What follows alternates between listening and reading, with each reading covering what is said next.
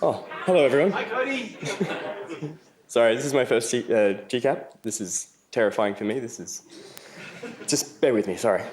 Hi, I'm Cody Drew. Most of you have no idea who I am, and that's fine. The people who do know who I am, I'm going to talk about.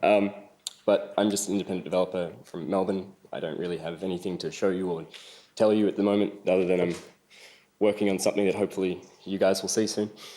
But if you guys told me, or any of you said to me, that I would be doing this 12 months ago, I couldn't believe you. This is more people than I've seen in one place at any other time, and But anyway, so this event to me is kind of it's almost like being a kid all over again. You get to see all the adults and how tall they are, and you sort of look up at them and you're like, oh, whoa, it must be so cool up there. You can grab whatever you want. It's just an arm's reach for you. You can get the ice cream if you wanted. I can't do that. But that's just your perspective as a child. And so when you grow up, you kind of forget that was your perspective as a child. You're too tall now, and you forget that things are in arm's reach of you. So yesterday, Corey mentioned that the fog in the valley. And sort of right now, that's what I'm sort of staring into. But I'm not afraid of it anymore. I have all these people around me who want me to do this and that. Sorry, guys. Still getting used to this.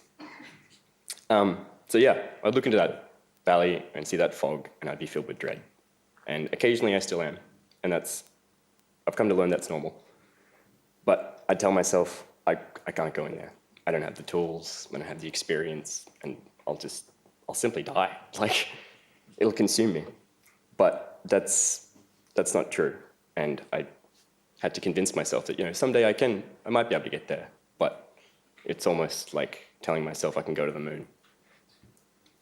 So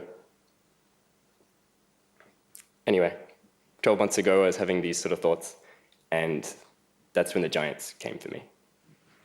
This is roughly this time last year is where I met Tony for the first time, and Kamina, and these guys helped me believe in myself, believe that I was a giant. It took a lot. It started off as a bit of a laugh, and then it turned into lots of deep conversations, and then now it's arrived with me here, and me here today believing that I am a giant. I don't have anything else to say. That's it. I actually believe I'm a giant now because of the people I'm surrounded by and the community that helps support each and every one of us, because we turn to each other and we say, you are a giant. And it takes that you reinforce that to one another, but remind each other, you're giants, because then you can be a giant. You have to believe in it. Well, you have to believe in giants, and then the giants will believe in you too. How dumb was that? Anyway, so I'm going to pass it off to Innes, but thank you for your time.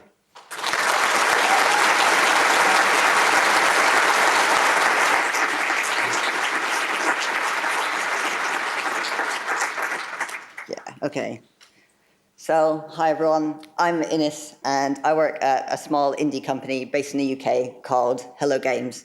I've been in the industry for about 5 years now, through shipping 3 games, but only one of those was I there right from the start to the end of it. So 5 years is not an insignificant period of time, but it's certainly not long enough for me to feel like I should be getting up on a stage and telling other people in the industry what they should be doing. So when Tony first asked me to come and talk here, I was really apprehensive. But then he told me about the theme of the event, standing on the shoulders of giants. And I thought a bit more about that, and I thought about how I got to be where I am in my career today and in my life, how I got through university, how I got into the games industry. And I thought about all the people that have had an influence in that, and so many of the reasons are individual people. And I realized I actually had a lot to say. So today I'm going to kind of evangelize about a lot of the giants that have meant a lot to me, and the ways in which people mean a lot to each other and help each other. But I'm also going to think a bit about the way that we treat our giants and we treat each other in the industry, and the ways that we can keep improving that and keep doing better and make this a kinder industry for us all to work in. So if we're going to talk about giants, I guess we have to start off by thinking what we mean by giants, what makes a giant. And in a lot of ways, what we mean by that is the state of the industry right now. The reason that we can make the games that we can make. And more than that, the reasons why we want to make the specific games that we choose to make. So I'm going to break that down into a few areas that we'll talk about. So the first, maybe the most traditional way that we think about this is in terms of technology, the body of work, the knowledge that we have. Making games is a really technical discipline. And I don't just mean that when you're a programmer. Everything from programmers to artists, designers, audio, QA, production, everyone who has a role in the industry is now doing this really specialized job. And that's why we have these really specialized conferences where people are talking about specific skill sets and things.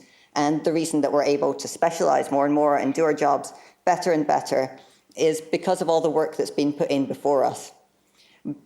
So much as the industry is more technical than ever, it's also in many ways more approachable than ever. So we have someone with very little technical knowledge who can now pick up an engine like Unity or Pico 8 or Construct and get making games right away. And that engine is standing as that giant that they can work on top of.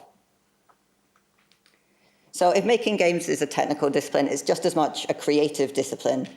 And here I'm kind of talking about the work that leads to your work, the whole body of interesting things that lead you to make what you make, your personal story. So we have examples where you can build on older games using newer tech as well. So games can influence themselves, like Elite in this picture has led on to Elite Dangerous, which is a really different game. But we have to look outside games as well, looking at all the different media that you've consumed that influences your life and your team, the cultural references that you build on. What makes the game that you're making different to the person next to you? So in that way, you're building your own personal giant of influence and work, and the influence and work that we all draw upon and share. And then for my third key point about giants and this body of work that we're building on, I want to think about representation. So if I said that making games is a creative discipline, then it has to just as much be a really human discipline. And when I talk about your story, then it's really trite to consider that just as the media you've consumed that influenced you. And really, you have to think about your life story, your cultural background, your background as a person and your identity. So I'm going to talk a bit about diversity in this talk, and I really want to talk on a deeper level than justifying why diversity is important. But if you want to take something home about why, if you need to ask that question, I think the justification is right here. It's the difference in the people, the differences between us is what leads us to make different games. It's what stops us having this homogeneous space where nothing stands out or is interesting. We need to have the variety in people. So representation, this slide in particular means a lot to me as a person because I'm transgender. So I'm male, but that's not the gender I was assigned at birth. And that's not something I normally get up on stage and talk a whole lot about, partly because I normally have to talk about code, partly because it's really personal, and partly because there are a lot of people out there who are saying, really deep and meaningful things that I don't think I can compete with, but it gets really relevant to this talk, and I think I need to mention it. So this slide kind of sums that up. This is Read Only Memories. It's a game that I love by Midboss, and I love it for a load of reasons. It's a really great game. But the reason I'm showing it here is because it gives you the option to choose your pronouns at the start of the game. So for a lot of people, we're used to seeing games having to fight to include just more than one gender in their playable characters. So for a game to acknowledge me and my friends and the people that don't necessarily use he, him, his, or she, her pronouns and use they or other pronouns to represent us and to be something meaningful where you can see yourself in the work is really important. So the big thing here is seeing yourself reflected in your own work, but more than that, seeing yourself reflected in other people's work and in the creators that are making that work. So you'll notice in those points, I didn't really talk about people or humans at all. You could learn from all of those things, from all the work that's out there with no human contact whatsoever, locked in your little box, looking online at talks and games. So maybe our big metaphorical giant that we're standing on is just a symbol. Maybe it's symbolic. But I don't really like that idea. And to kind of sum that up, I think of the Ada Lovelace problem. So Ada Lovelace is this early computer scientist, this great mathematician. She lived 200 years ago, and she worked on the analytical engine with Charles Babbage. And that's one of the first general purpose computers. And she's often held up as this role model for women in computing today. And I don't want to minimize the work of women in history because they're often like horribly under-recognized for it. That's an important thing to do. But to look at someone 200 years ago who was incredibly wealthy and hold that up as someone to aspire to be like instead of all the living women in computer science today as a role model, I think that's a really awkward position that we often choose to put people in. So our giants, we're not going to go for giants being symbols. Our giants are definitely people. And that sounds like a really solid line for us to cross. But actually, we tend not to make that distinction as well as we perhaps should. So this is John Carmack, and I don't know him. I've never met him. As a programmer, he's often held up as the ideal, this amazing technical person, and I have no doubt that that's true. Looking at his talks and things, there's so much to gain from that. And it's easy to see him as a symbol, symbolizing the amazing programmer that you can be in the industry. But is he a symbol? Well, no, of course not. There are probably people in this room that know him personally. He's a human being. And in fact, all of the great work that we're talking about before is made by human beings. You can draw from the work while ignoring the people, but I don't think it's a healthy thing to do. So we'll laugh at this, That's Gabe Newell being a meme. And I don't know if he's happy about that because he is also a person. But we have this real difficulty in the industry separating celebrity from creators, Creators are more accessible, our idols are more accessible than ever. And that's great because it's great to hear from our idols. But if we don't see them as humans, if we just see them as like these figures that we can turn into weird pictures on the internet, then that's kind of an uncomfortable thing. And it's weird and bad when it comes from gamers, but I think it's even worse when it comes from developers. Even people that are really high up there should be our contemporaries, and we should appreciate that they have feelings, but we're making these weird pictures. And I think that leads to a real fear of becoming famous for some people. Like for me personally, I'm not a famous person, I'm not well known, but I've seen weird pictures of me thrown around the internet, not always in a negative way, but in a deeply uncomfortable way. That's, not something I aspire to. And I've gone the wrong way because I'm holding this upside down. Great.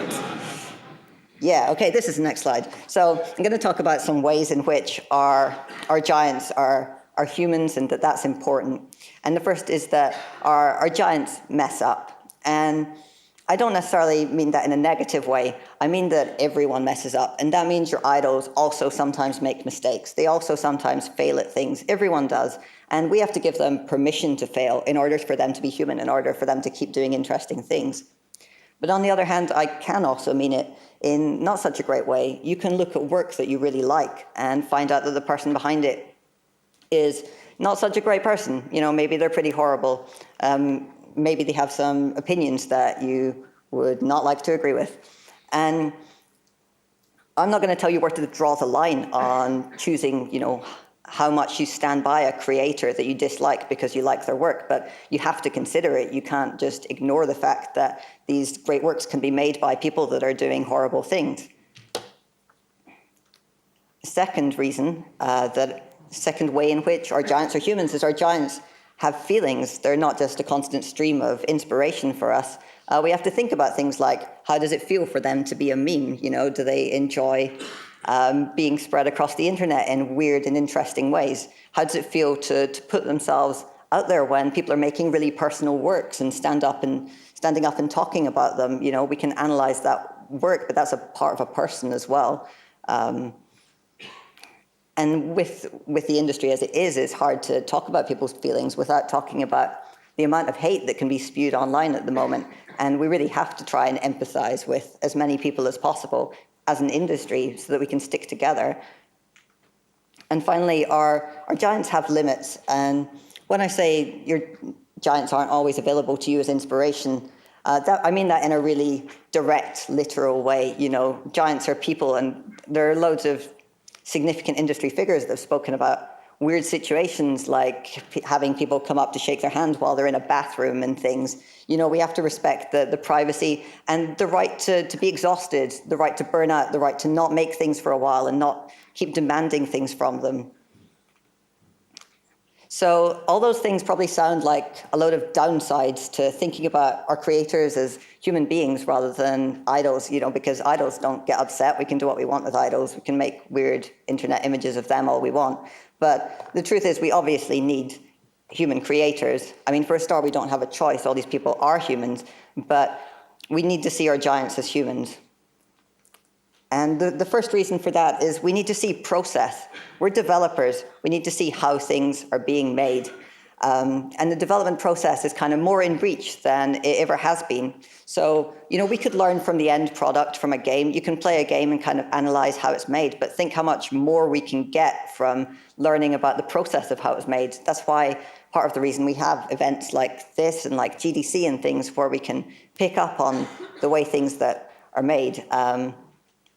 And we can see the hurdles, we can see the points of failure, we can see the attempts that were made that didn't go anywhere. So our work is, when we talk about other people's work, we don't just talk about the end product, we want to talk about the process of getting there. And if we're talking about the process of getting there, then we also want to talk about the cost. And this is a picture of a sausage factory, because you've probably all heard the phrase, right? You might really like sausages, but that doesn't mean you want to work in a sausage factory. But for us as game developers, you know, we kind of do know how games are made, and presumably we all want to keep making games. But, you know, there are some negatives in the industry, and the important thing, I think, is making that educated decision. If teams are crunching, if teams are working too hard and burning out, we need people talking about that, not just to combat it, but so that as an industry, we're all aware that things are going on that we need to think about, and we could consider before getting into it. Things like mental health and failure are really under-discussed, and we're just starting to have those conversations more and more, I think, and we need them to be really visible. But if those things are discussing the development process, I think that really undervalues what we get from other creators. So my friend Laura asked this question on Twitter that really got to me, and she asked to creators, how do I separate my self-worth from my work? And that really threw me. And it didn't throw me because it was an unusual question. I think that's something that we all struggle with some of the time when you make something is if I don't like what I'm making or if other people don't like it, then what's the value in my life? But it threw me coming from her because she's constantly saying these positive, important things online. She's talking, she's influencing people, she's helping them make their games. If she had never made anything at all, she would have had a massive impact on the industry. And I think that's the significant thing about giants is they boost the creation of work, they boost the industry, whether or not they make things themselves. So next I want to talk about some of the awesome things that at least I got from cool people in the industry and hopefully that some of you can relate to. And if these aren't things that you relate to, maybe consider the position that you're in, that maybe you're in a privileged position not to have needed these things. So the first one is obvious, it's support. And this is a real one where we need actual humans. We need people saying, it's okay, everything's going to be fine. And some of that isn't super visible because a lot of these groups will be, you know, for specific communities. Maybe it's not great for them to be in public, so we'll have groups of women or LGBT people supporting themselves, or we'll have private conversations. But the support should always be there, and I hope that everyone does feel supported when they're struggling working in the industry.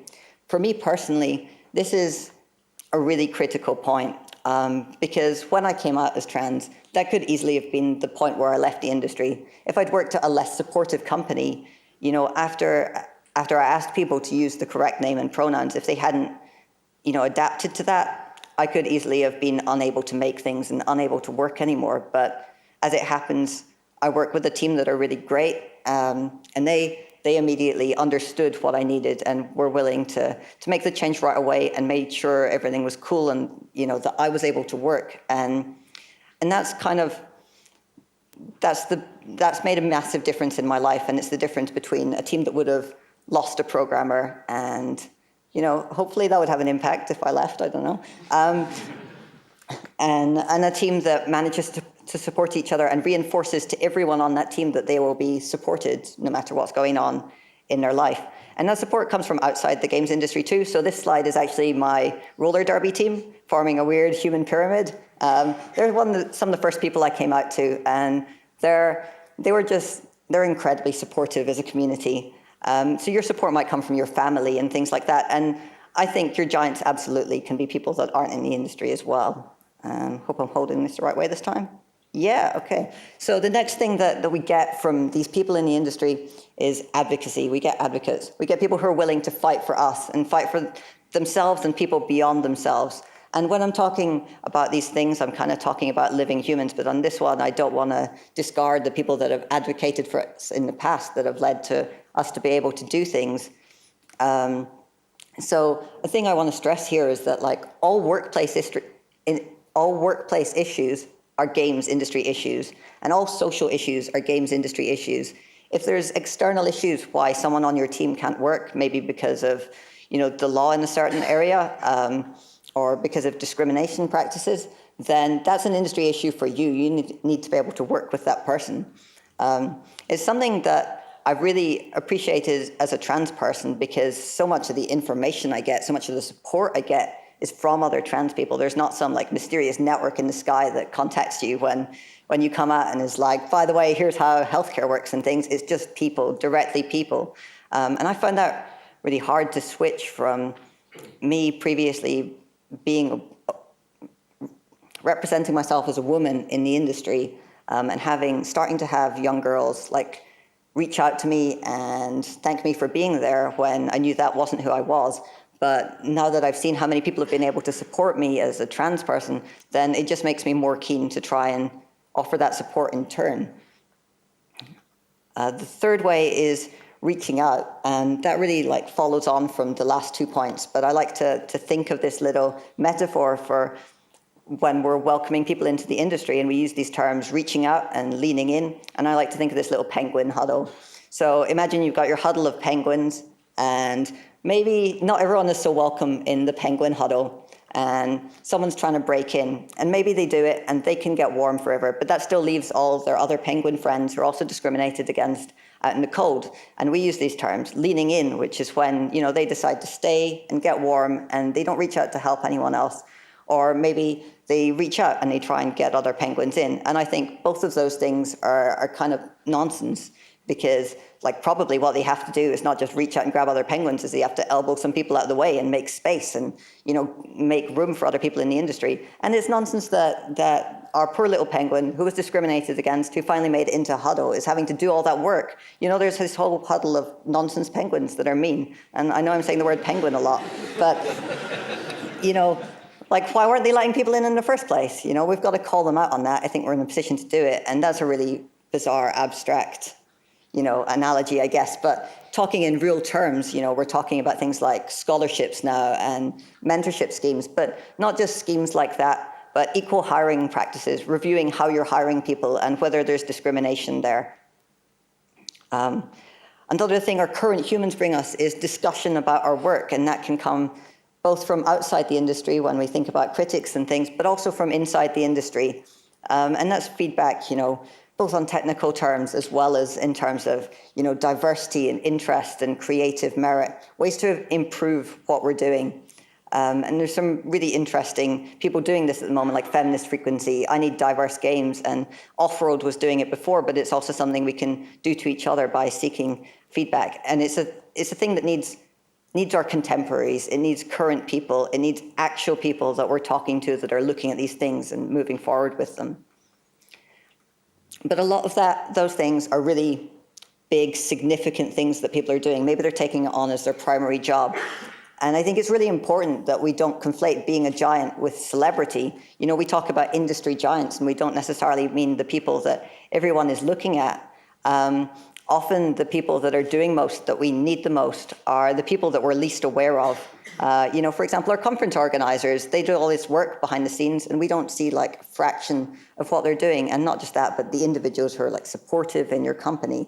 So I want to talk about this because I think there are a few key reasons why we don't necessarily see a lot of the people that are doing the most significant things.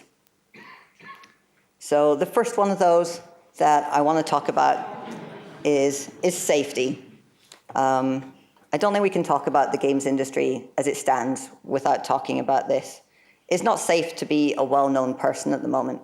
Just look at someone like Leslie Jones, star of Ghostbusters. You know, she's a really well-known figure, and she got chased off Twitter by torrents of racist abuse. And if she isn't someone that's protected, then who in our industry really could be? And when I've spoken about this a bit over the past couple of days, and people kind of assume when I talk about safety that I'm probably referring to myself, because our company, you know, has had some quite publicized abuse and things. And the truth is that I do get some abuse now for the game that I worked on. And I got some abuse when I came out for being a trans person. And I got some abuse before that for being a woman in games. And it's just a constant in my life that I am blocking people on Twitter and ignoring emails. And I can be quite blasé about that, I think, because it's not at a level that disrupts my life. It's a level I can ignore. And it's a level that's super normal for so many people in the industry in this room. And there are people who are facing abuse that prevents them working in the industry anymore. And isn't it horrific that that's a normal thing for so many of us, that I talk to people and they're like, yeah, I also just block trolls on a daily basis. I also have people, you know, making death threats or being horrific to me on a daily basis. There are people that we should be able to celebrate in the industry that we can't, because they would hate to be better known than they are right now. It wouldn't be safe for them. And it's really important that we keep talking about it, that we don't think things like Gamergate are just gone and everything is fine now, is that there is an ongoing culture where people are harassed. And if you're not, then maybe someone next to you is. And we need to make this space safe for everyone to be able to shut about what they're doing, and, you know, for the figures that we want to be public all to comfortably be public. So another reason that we don't see a lot of the people that I would most like to be public and that I care most about is just the inequality of the scale of the audience that you can reach. So not here, thankfully, but some places we still see panels, even panels discussing diversity, that are all like straight, white, cisgender men. And that's a ridiculous thing, and it's still such a common practice. And it's really hard to see that and think that there wouldn't have been other people who would have been better qualified to talk about whatever issue it is that they're talking about. There's work that deserves an audience that isn't finding it. And right now it's a really hard thing because there are so many games coming out every day, and so many of them are really, really good games, and they're not finding the people that they need to. But that affects people who are marginalized in some way so much more. We really minimize the work of certain creators. For example, we write off women's literature as this separate category of writing that we don't care about, and we write off trans women's literature within that as an even smaller thing. So, for example, one of my friends a while back lent me a few books, Whipping Girl, A Safe Girl to Love, Nevada, a few things like that, all written by, you know, trans women, and they really had an impact on me. They were really great things to read. So, of course, I do what you do, and I looked up the creators online, and I looked at the kind of scale of the audience they were reaching, where their books were being reviewed, and I was, you know, really disheartened by, you know, by them not being celebrities, by them not being really well-known people when they deserve to be. And maybe that's an aspect of safety. Maybe they choose not to be. But it's a really disheartening thing when you see things like the Danish girl winning an Oscar, you know, for covering trans issues in a really, you know, meaningless and trite way. And I think that's true in games as well. Like, we still write off games for women as, you know, being these terribly badly designed games, when actually there are games made by women for women that just aren't getting the audience they deserve. And it definitely isn't limited to those communities. There are so many games that deserve a bigger audience, but I think in those ways we really write some things off. And then the other way we're ignoring our giants is just invisible labor. And that goes for some things like the labor that's inherently invisible, the work involved in organizing an event. A lot of that will be behind the scenes. The work involved in supporting someone. The work involved in comforting your colleagues when they get emotional. And that might be something that you choose to do. And that's really great. It's important that we're all choosing to care for each other. But it's also sometimes placed on some people as a burden, someone will be responsible for keeping the team calm, and that won't be considered a paid job, but it'll often fall to the same sort of people.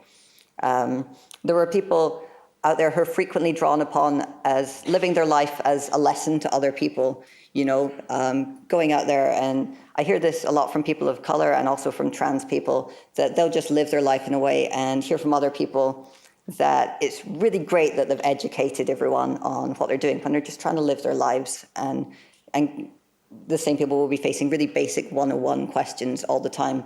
And, we can take some of the burden off by educating ourselves, but also just by recognizing that they're doing this work with no recognition, no pay or anything like that. A thing that really gets to me at the moment is we have all these really great scholarship schemes, for people to attend GDC and things, and we find the funding to get people there. And that's great. It's great that we've got to that point, but often the people organizing them won't have paid or recognized jobs in doing that. They'll be doing that for free. And that's a labor that definitely should be more recognized. So, I think we're getting to the point where we're seeing a lot of our giants as really underappreciated. And I know that we try and appreciate a lot of them, but I think this is a really true thing. So we've reduced our giants down from symbols to these celebrity heroes to just individual people doing hard work and not necessarily being noticed for them. So let's talk a bit about how we, in return, can care for the giants that are doing so much for us. How are we going to help them? So the first is just by recognizing them, by finding out who is doing the work that you rely on, and thanking them and helping them, looking at areas that are under-recognized, like a lot of organizational and a lot of support roles, and just shouting about it. The second is amplification, and that's shouting about other people's voices, other people's work over your own. And also in letting people who are marginalized in some way speak for themselves rather than speaking for them, and amplifying not just their voices, but their work as well, their livelihood, the awesome, cool things that they are making, giving talks, panels, media opportunities to people that might not have a voice otherwise. I really appreciate being here because I'm not much of a talker. I'm not much of a writer. So getting this sort of audience to talk about the things that mean a lot to me is a really big deal. That could easily have gone to some really established and trusted speaker, but someone having faith in putting me up here is a really huge thing for me, and that's really great. And I think it's such an important thing that we keep doing, that we keep amplifying people like that. But in return, we have to amplify people safely. We have to recognize people with a small audience, maybe with a small niche audience, don't want to be put in front of millions of angry gamers. We have to come back to the safety thing and think about how we're caring for those people and shout about them, but shout about them with consent and in a kind way. Third, funding. There's a reason that I've put a house on this slide and not a big swimming pool full of money, and that is that people need to pay the rent, and not everyone can pay the rent from the work that they're doing when they really should be able to. It is hard for a lot of us to make a living right now, especially I guess there's independent creators out there, people who are being asked to do work for acknowledgement and for reach rather than for money, and that's pretty ridiculous. There's people running scholarship programs who are not getting paid for that kind of support work. There are a lot of big companies that are talking about diversity, and more they're starting to put their money where their mouth is. They're starting to actually pay, diversity consultants and pay people to organize things that improve the industry. And we really need to keep pushing for that.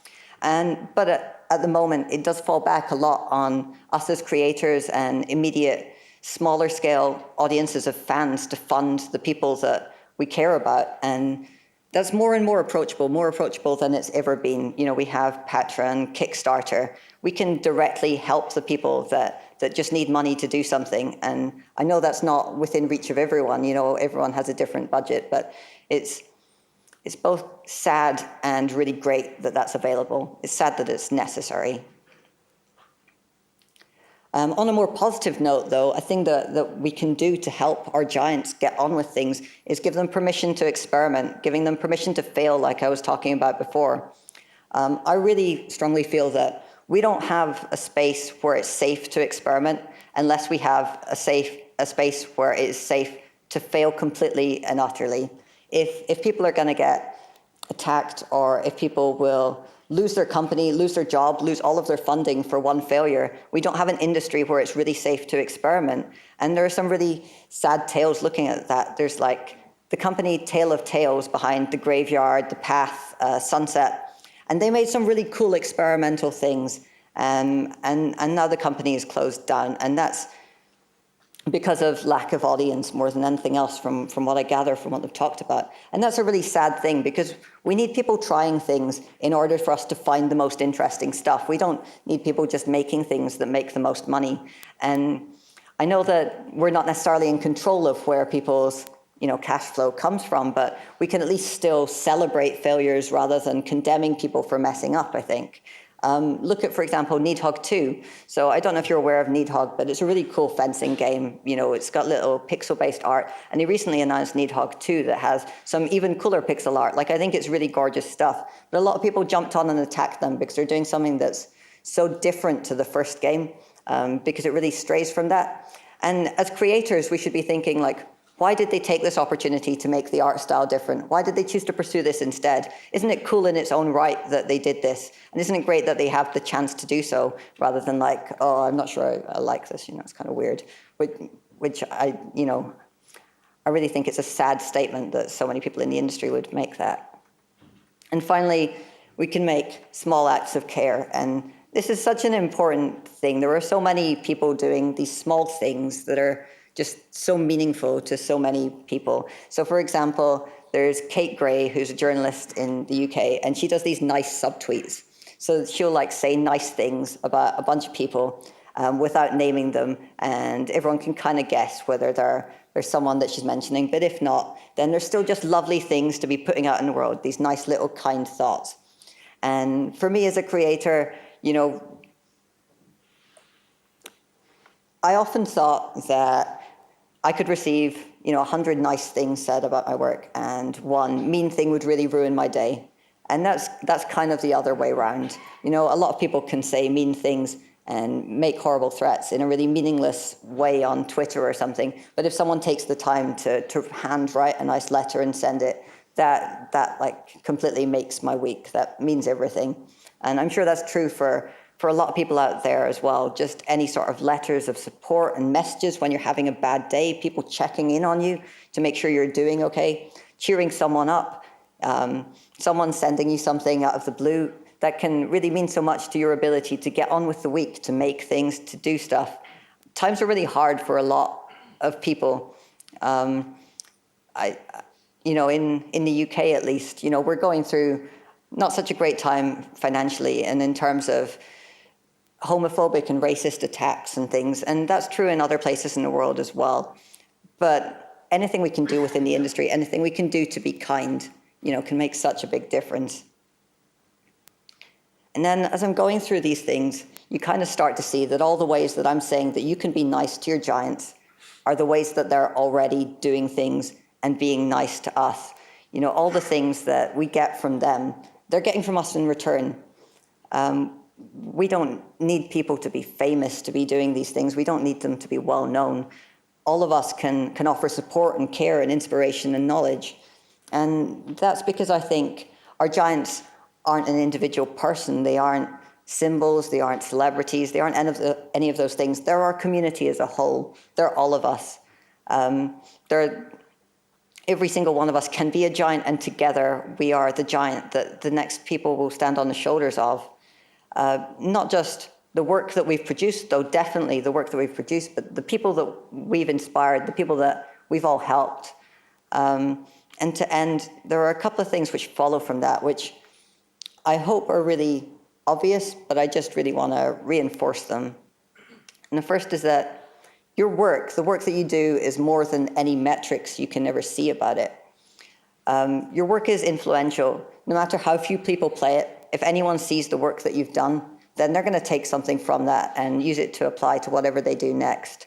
Your work can mean a lot to someone, even if it doesn't reach that many people. It could still, if you think about the best game you've ever played, your favorite game, if you learned that no one else had ever played it, you'd probably be disappointed, but I don't think that would minimize the significance it has on your life. And that's true for anything that you do. Anything you do to put a little bit of yourself out there is helping other people put a bit of themselves out there. And every game that is developed, that's shown, that posts screenshots of itself online, that has a trailer that people play, it means something to our total body of work, to all the games that we're producing.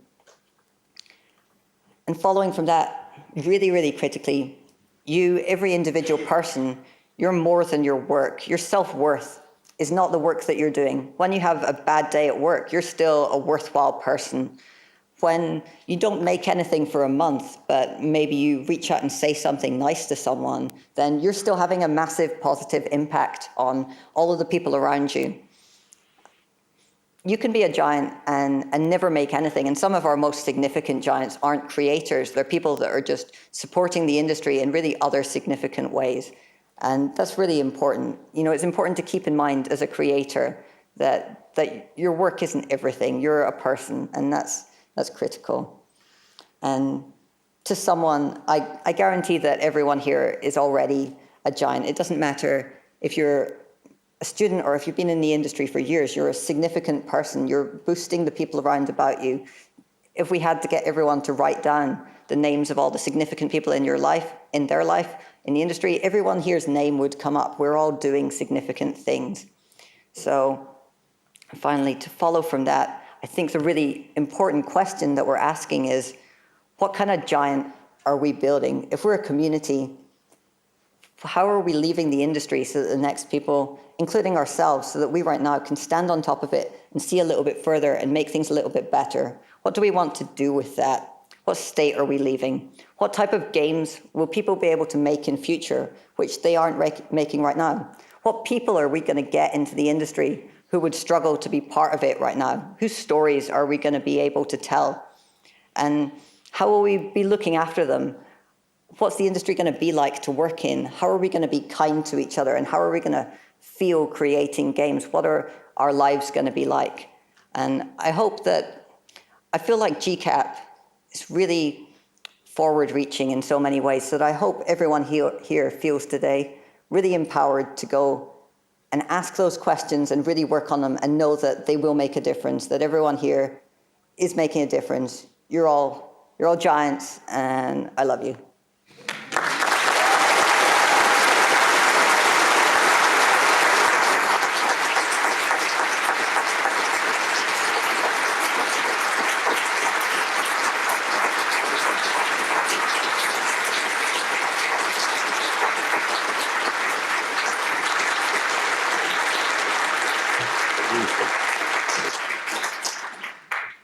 This bit's hard.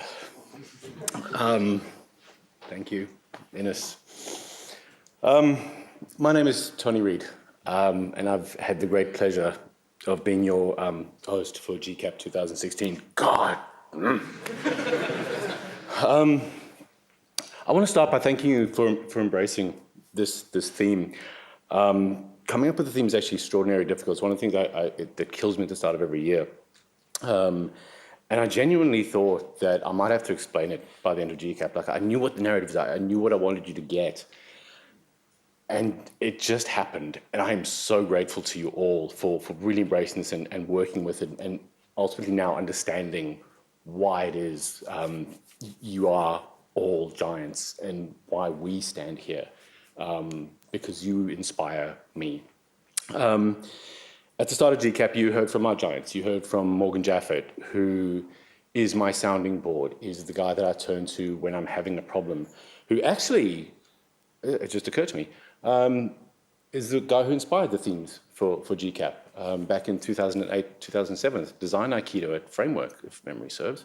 But whenever I have a problem, whenever there's something really in-depth I need to talk through, I'll call Morgan, and he is always there for me.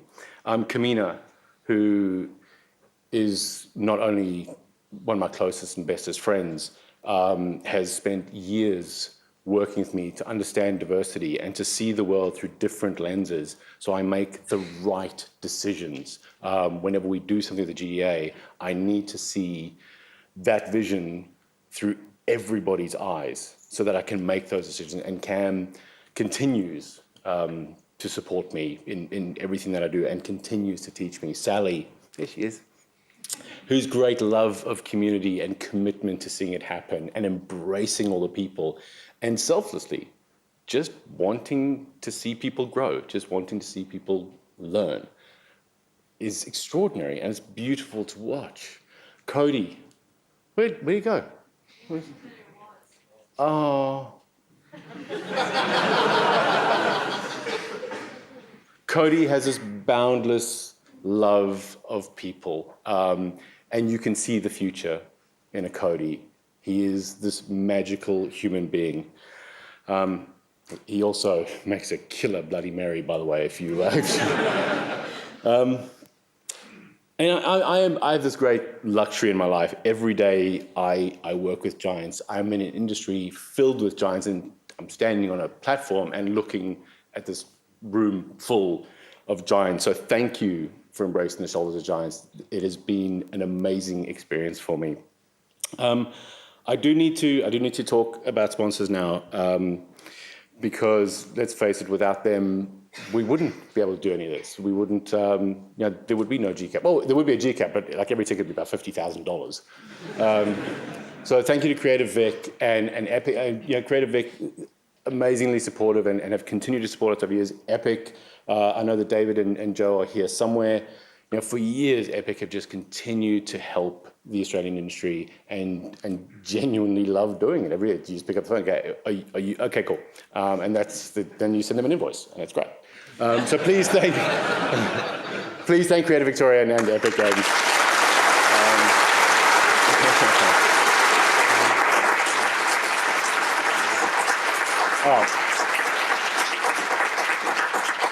And our amazing gold sponsors, you all know the Hipster Whale team, in Matt and Andy and Clara and Giselle, they're the most approachable people in the world.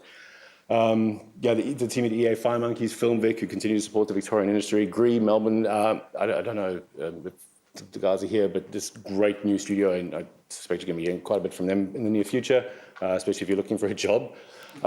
Screen Queensland. Oh, Screen Queensland, thank you for starting to support the games industry now. If you're here, you're awesome. Yeah.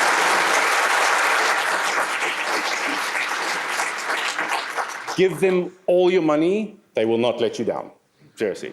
To Indie Plus, who sponsored last night's drinks, and to Yoda One, who we know really, really well, and Henry and Kai and team, you guys are just the most beautiful, lovely people. We love hanging around. So, and to our gold sponsors, thank you so much.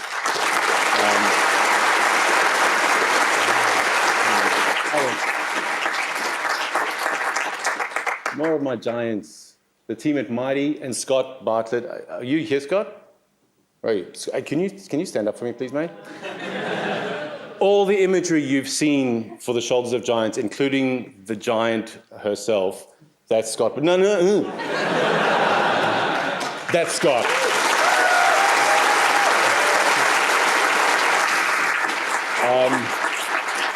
To the Autodesk team, Dean, I know you're here, and Dave Z, Dave's Alphabet, I know you're here as well. To Big Ant, who sponsored the bags this year, and we actually got like really good calico ones, like the shitty polystyrene ones. And LDB, our accountants, who are going to have a word with me after this and go.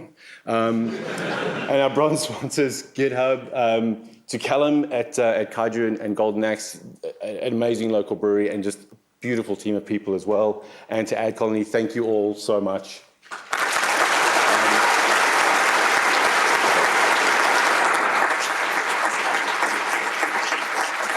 So we actually missed the indie sponsors in the opening talk. I'm really, really sorry about that.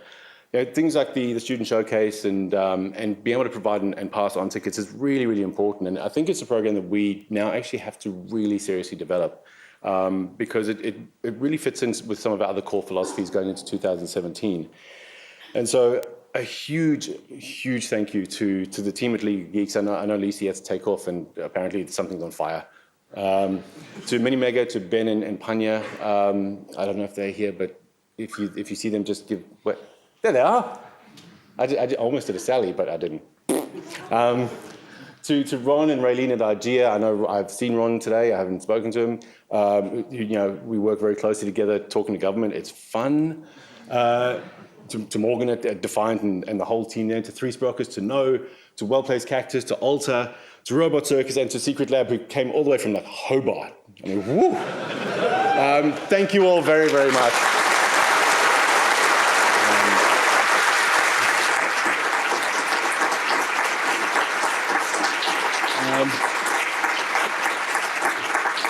So I have I've a couple of housekeeping things to do, I'm afraid. Like inspired by Twitter and some very confused looks. The first thing is the awards tonight are at the Meat Market in North Melbourne. If you go to the Meat Market, that's pretty much outside the door here. One, you're paying for your own drinks, and two, you're going to be pretty lonely. So North Melbourne Meat Market's a heritage listed building, very pretty. The second thing is GDC Assist is returning in 2017.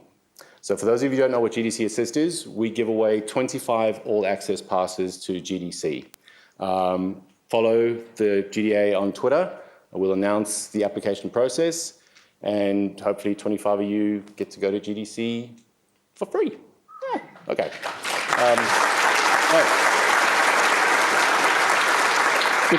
Because I know it's being recorded, a huge shout out to Megan Shavia, who is one of the most amazing people you will ever meet. She's also the general manager of GDC.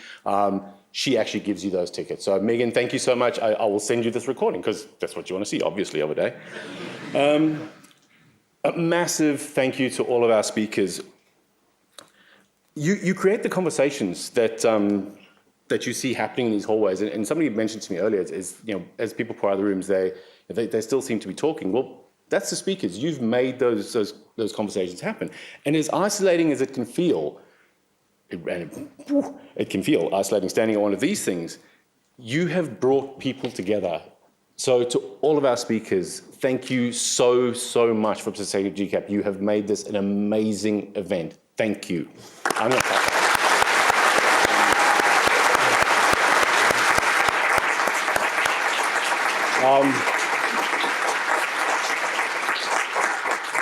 Innes and Corey and Alan, wherever you are, to Amy and Akash and Kim and Alicia and Eli and Andrew, I hope you understand now that you're kind of honorary Australians. Like this is how it works. Like once you're at GCAP, you're within the bosom of the industry now. So welcome to Australia, you're home. Now there's a group of extraordinary giants that I need to introduce you to. Their care, their love, their desire to see you have the best experience you can possibly have means that they wake up at ridiculous hours in the morning, either to build little schedule pillars or run around getting little adapters for you. And they do it seamlessly, and they do it in a way that if there was a fire, you wouldn't know. Or they've left the building and you would know, and then it'd be fine. But I really, really can't vocalize and articulate enough how much they actually mean to me. They are the backbone and beating heart of GCAP. Can I get all the volunteers to please stand up? You are absolutely amazing.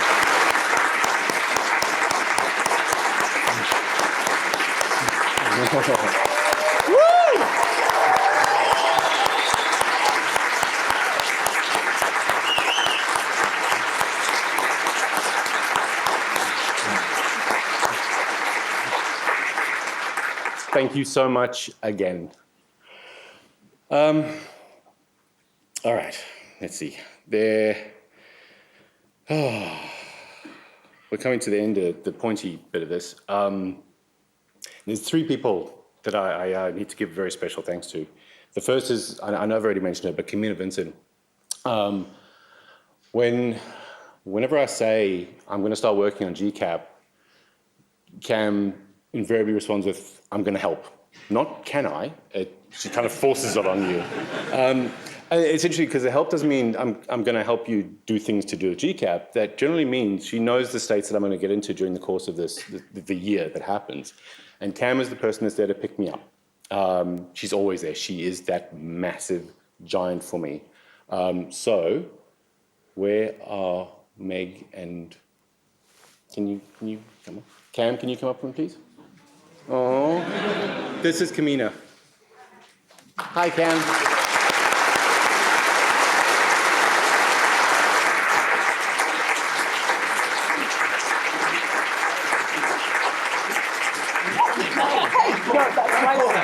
That's Kamina. Falling down is Kamina's shtick. Charlie just tried to steal that.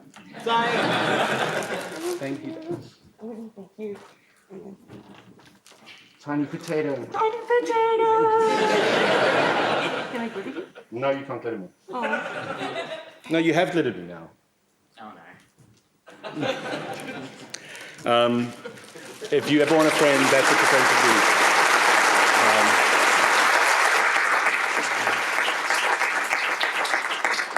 I work with an extraordinary team, and working with Liam Esler, it's like working with the Energizer Bunny on speed every fucking day.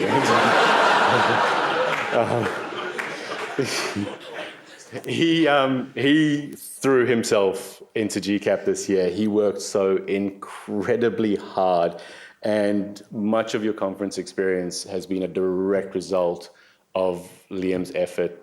Liam, come up here, mate. I'd love you. This is Liam.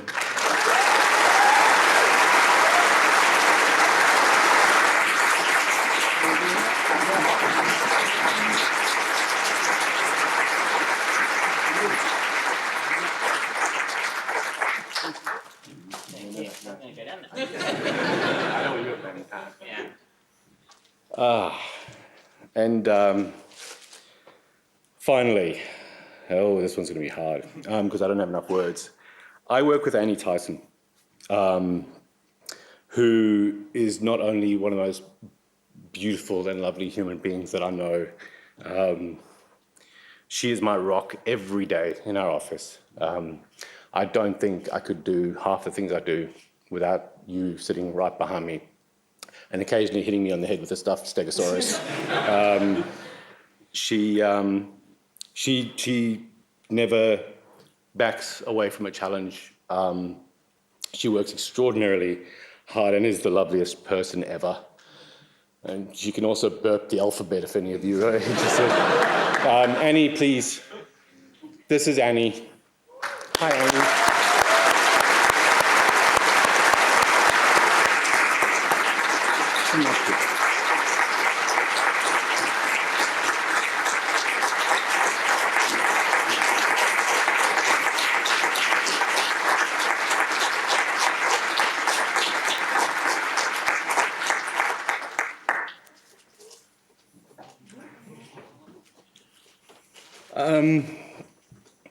That's it? No! Oh, that's it. Everyone, this wouldn't happen without Tony Reid. Face everyone. What? Oh. Wave. Hi. Everyone say thank you. Everyone's a puppet. Thank you so much. Thank you. Thank you. Thank you.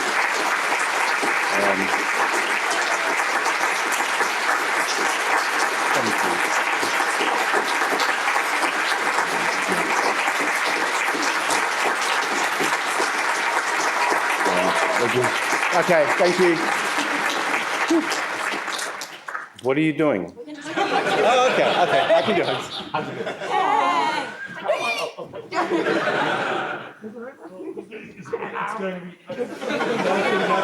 Okay. Nah, it's really not.